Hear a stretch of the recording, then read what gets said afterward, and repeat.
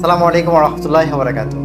আমরা অনেকে নাক দিয়ে নিঃশ্বাস নিতে পারি না, নাকের মাংসপেশি বেড়ে যাওয়ার কারণে নাকটা বন্ধ হয়ে গেছে, আমরা মুখ দিয়ে নিঃশ্বাস নিতে হয়।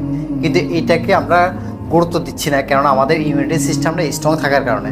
আপনি একটা জিনিস চিন্তা করেন, নাক দিয়ে যদি আপনি নিঃশ্বাস নিতে না পারেন তাহলে কিন্তু আপনার ব্রেনে ক্ষতি হবে, ব্রেন ঠিকমতো ওইভাবে অক্সিজেন পাবে না। আমরা যদি নাক দিয়ে নিঃশ্বাস নিতে না পারি তাহলে কিন্তু আমাদের যে অক্সিজেনটা আছে এটা ফিল্টার হবে না, এটা সরাসরি আমাদের ফুসফুসে চলে যাবে, একটা পর্যায়ে গিয়ে শ্বাসকষ্ট, অ্যাজমা, হাঁপানির সমস্যা দেখা দিবে। এবং মুখ দিয়ে নিঃশ্বাস নেওয়ার কারণে কিন্তু একটা পর্যায়ে গিয়ে আমাদের প্রচুর পরিমাণে হাসি কাশি শুরু হয়ে যায় এবং কি আমাদের শরীরে রক্তচাপ বেড়ে যায়।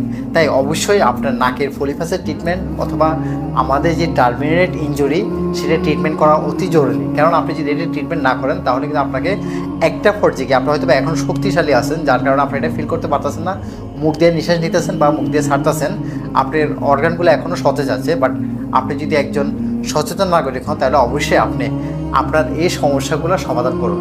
আলহামদুলিল্লাহ, আমরা কিন্তু সম্পূর্ণ ন্যাচারাল মেডিসিন দিয়ে নাকের পরিবেশে ট্রিটমেন্ট করতেছি, যেটা একদম অপারেশন ছাড়া খুবই সহজে আপনার এই সমস্যার সমাধান করতে পারবেন ইনশাআল্লাহ।